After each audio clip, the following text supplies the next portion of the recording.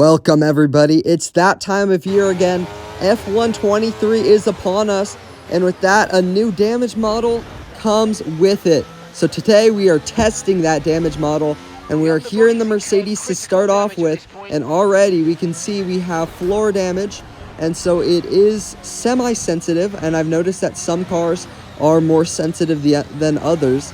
The Mercedes being one of those that is not that sensitive, another one being the AlphaTauri. In my opinion, the best one so far has been the Ferrari, and I'll show a little bit later some footage and some gameplay of me in the Ferrari and showing off that better damage model than what we have in this Mercedes. But what I want to show is the new tire wear that you can get and tire damage from barriers. So if you rub against the wall, you will damage the tire more and more until you eventually hit 100%, and that's when you get a puncture. So it's a lot more realistic to real life and more of a predictable sort of thing. And I like that you get damage from hitting walls, because in F122 you can hit as many walls as you want, but as soon as you hold onto that wall for a little bit longer than like 3 seconds, it goes into a puncture. This way it's more progressive in terms of the tire wear, so I like it a lot. But the amount of visual damage is quite disappointing. I was hoping for at least a little bit of improvement. You'll see later on some cars are better than others. This Mercedes is pretty shocking, pretty awful. And I've noticed that on none of the cars do you get any visual rear wing damage. On this Mercedes, you can see I don't like the front wing brake. It's too clean. Some cars do this better than others. I'll show later on. I think the AlphaTauri, it has a pretty good nose cone damage model. But you can see here on the Mercedes, we do have a little bit of floor damage. It's on the left-hand side, but nothing that substantial in terms of visual damage.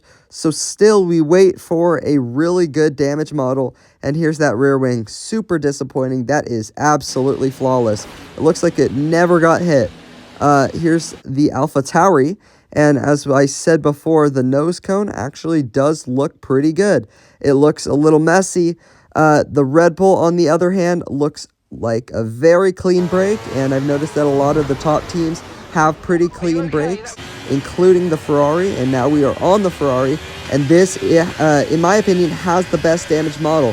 So it's got the most sensitive damage model in terms of the floor and the side pods.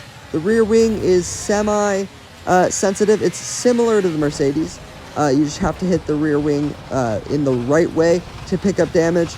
So not all hits of the barrier will get damage, but you can see here, look at the side pod damage. And we did not see this on the Mercedes, but we're seeing it heavily on the Ferrari, and it looks pretty good.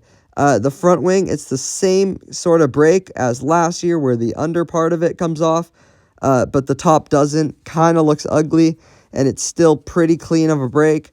The tethers still stretch a long way, so if you're hoping for that being fixed, it has not been fixed, but I think that the rest of this car's damage model makes up for that. The floor, you can see damage, and yeah, that's pretty much the best.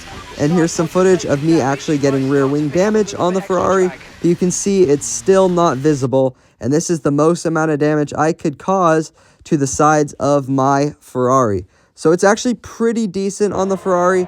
As for the Alfa Romeo, it's okay. You know, sometimes it's more sensitive than others. I don't like that a lot of cars are sensitive or more sensitive than others. It's pretty inconsistent, and I can see that being a pretty big problem later on. And I hope it gets fixed in a later patch. But other than that, it's pretty much the same damage model as F122.